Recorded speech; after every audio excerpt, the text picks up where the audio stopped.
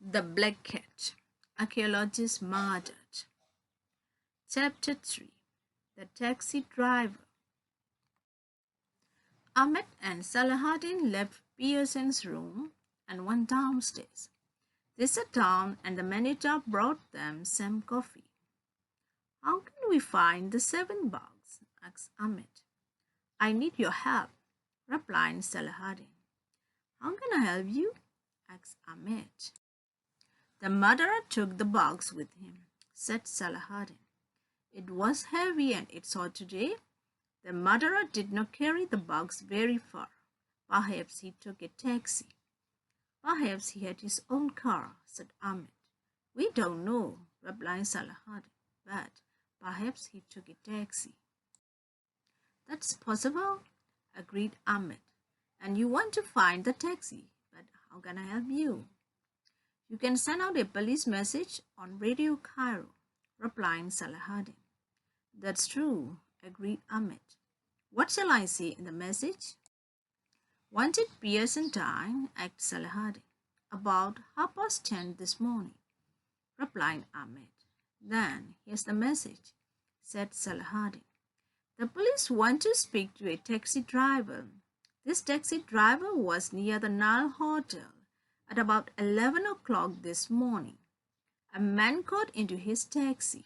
The man was carrying a heavy box. The police want to speak to the taxi driver as soon as possible." "Good," said Ahmed. "I'll put out this message immediately."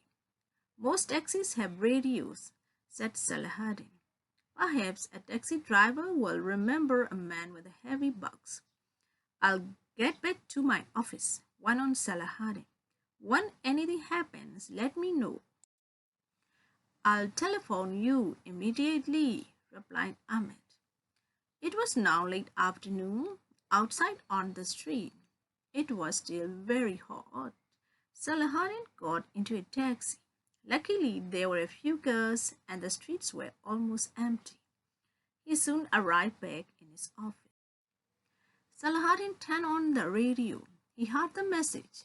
It was repeated after 15 minutes. Salahuddin waited. Suddenly, the telephone rang. It was Ahmed. "We've been lucky," said Ahmed. "A taxi driver is here in my office. A man with a heavy box got into taxi near the Nile Hotel." "At what time?" asked Salahuddin. "At 11 o'clock this morning," replied Ahmed. "Do you want to speak to him?" "Certainly," replied Salahuddin. "I'll come round to your office immediately." Ahmed's office was quite near. Salahuddin walked there. The sun had gone down and it was becoming cooler. The taxi driver was waiting in Ahmed's office. He was a fat, happy-looking man. He was also intelligent. Salahuddin took out his notebook and asked the taxi driver some questions. "At what time did this man get into your taxi?" asked Salahuddin. "A few minutes before 11 o'clock," replied the taxi driver. "He got in quite near the Nile Hotel." "Was he carrying anything?" Salahuddin asked. "Yes," replied the taxi driver, "a heavy box." "And what did he look like?" "He was tall with broad shoulders," replied the taxi driver.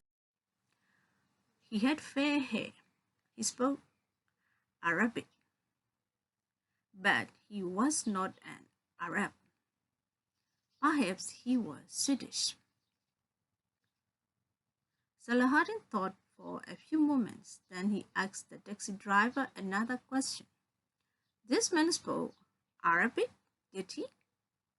asked Salahuddin. "What kind of Arabic did he speak?" "What do you mean?" asked the driver. "Did he speak Arabic like an Egyptian?" asked Salahuddin. "Oh no," said the taxi driver. "He spoke like a Lebanese." "Where did you take this man?" said Salahuddin, continuing his questions. "I took him to the railway station," replied the driver. "He wanted to get there before 12 o'clock. 12 o'clock midday," said Salahuddin quietly. What train leaves Cairo at 12 o'clock? The express train for Alexandria, said the taxi driver immediately.